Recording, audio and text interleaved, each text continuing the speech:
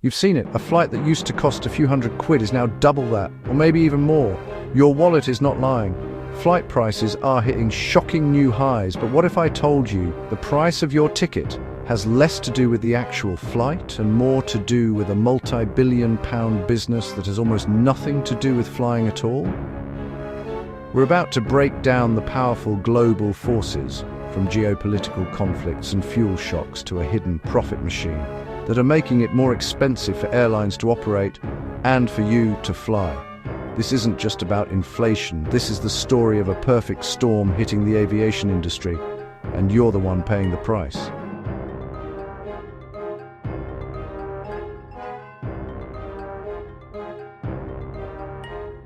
We're about to break down the powerful global forces, from geopolitical conflicts and fuel shocks to a hidden profit machine, that are making it more expensive for airlines to operate and for you to fly. This isn't just about inflation. This is the story of a perfect storm hitting the aviation industry, and you're the one paying the price.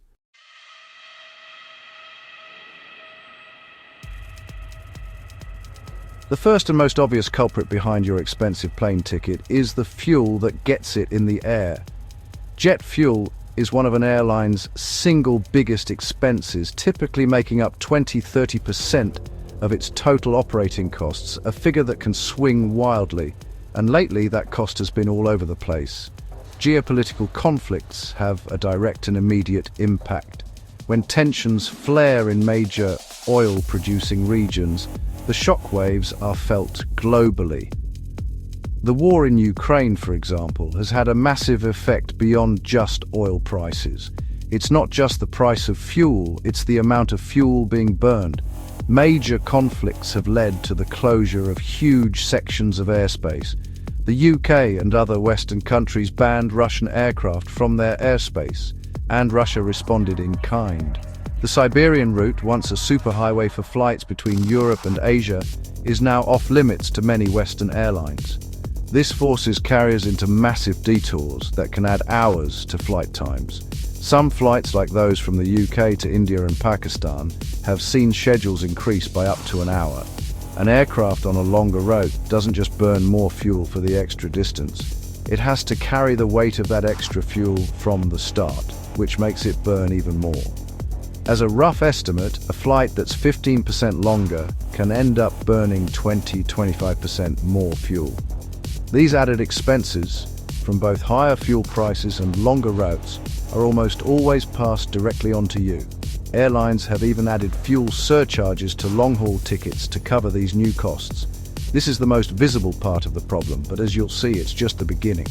These added expenses, from both higher fuel prices and longer routes, are almost always passed directly onto you. Airlines have even added fuel surcharges to long-haul tickets to cover these new costs. This is the most visible part of the problem, but as you'll see, it's just the beginning. An aircraft on a longer route doesn't just burn more fuel for the extra distance, it has to carry the weight of that extra fuel from the start, which makes it burn even more. As a rough estimate, a flight that's 15% longer can end up burning 20–25% more fuel.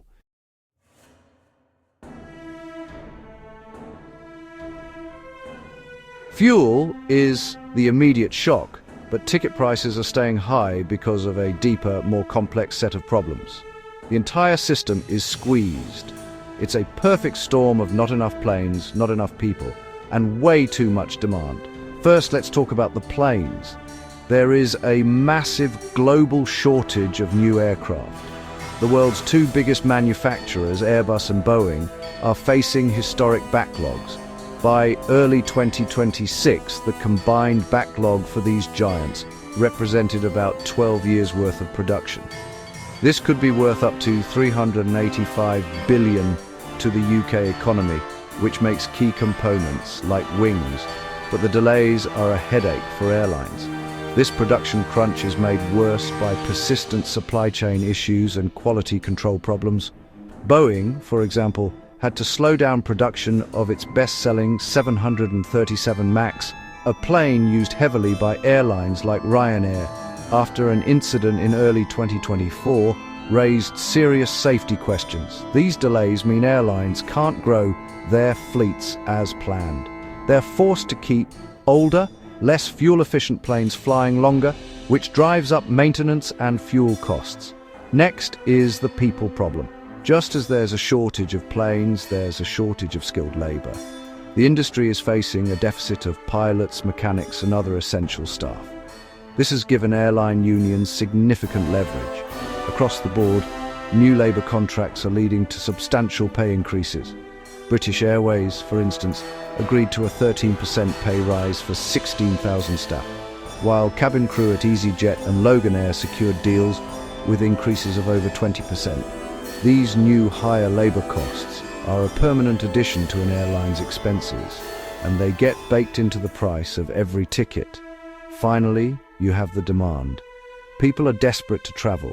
After years of lockdowns, revenge travel became a powerful force, and that momentum hasn't really stopped. According to the International Air Transport Association, or IATA, global passenger demand hit a record high in 2024, surpassing pre-pandemic levels. So you have record-breaking demand crashing into a wall of constrained supply. Airlines can't easily add flights because they don't have the planes or, in some cases, the staff. This imbalance gives them immense pricing power. They don't have to offer discounts to fill seats, and they are filling them at record rates. The average load factor, the percentage of seats filled with paying passengers, also hit a new record for a full year in 2024 at 83.5%. When planes are that full, airlines have no incentive to lower fares. The basic law of supply and demand is hitting travelers right where it hurts, the wallet.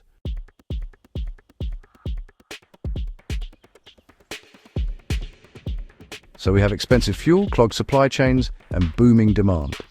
That explains a lot, but it doesn't explain the whole picture. To truly understand why your flight costs so much, you have to look at something most passengers never think about: what business airlines are really in. Here's the twist. For many of the world's biggest airlines, the flight itself is no longer the main profit center. It's becoming a tool to get you into a much more lucrative ecosystem. I'm talking about ancillary revenue. That's the money airlines make from everything but the ticket. Baggage fees, seat selection, priority boarding, Wi-Fi, it all adds up. And it adds up to a staggering amount. Global ancillary revenue for airlines broke records in 2024, surpassing $148 billion. For some airlines, particularly low-cost carriers, this is their entire business model. European carriers like Ryanair and EasyJet are masters of this, with ancillary fees making up a huge portion of their income. For these airlines, more than a third of their cash can come from these add-ons, not fares. While it's a complicated picture, some data shows that as airlines have unbundled services, the average base fare has fallen over the long term when adjusted for inflation, but the amount passengers spend on extras has steadily risen. But even that massive number pales in comparison to the real aha moment: loyalty programs.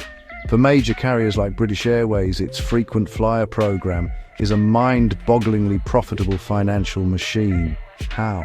Airlines sell their points, in BA's case Avios, in bulk to partners. The biggest buyers are co-branded credit card companies.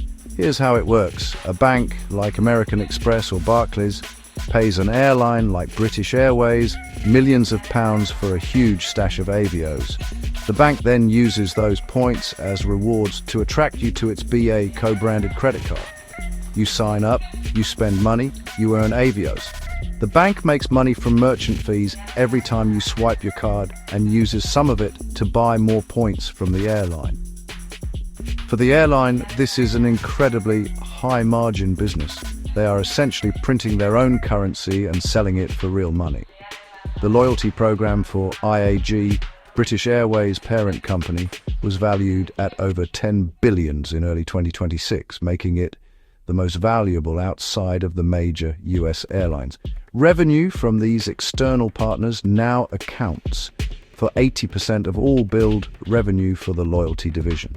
In fact, some analysts argue that without this loyalty revenue, some of the most profitable airlines would have actually lost money on their flight operations. The flight has become, in many ways, a customer acquisition strategy for the credit card. It gets you hooked into their loyalty ecosystem. where the real money is made.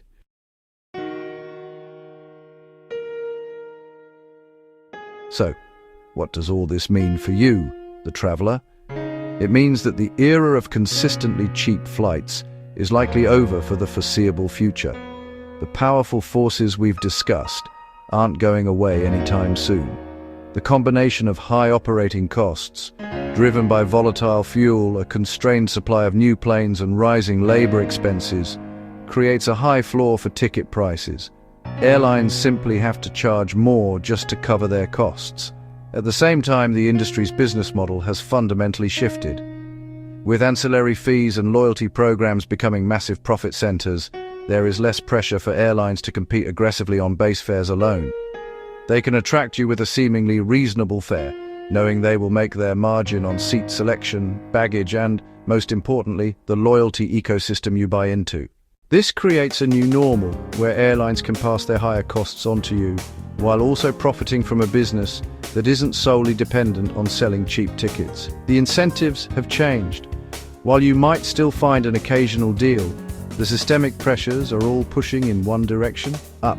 So the next time you stare at a shockingly high flight price, you'll know it's not just one thing. It's a complex web of interconnected forces.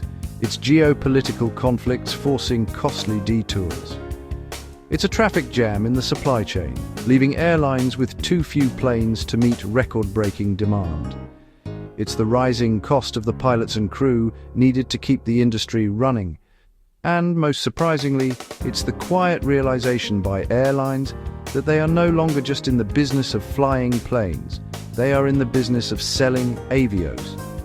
These four forces, fuel, supply, labor, and the hidden business model, have created the perfect storm for expensive travel.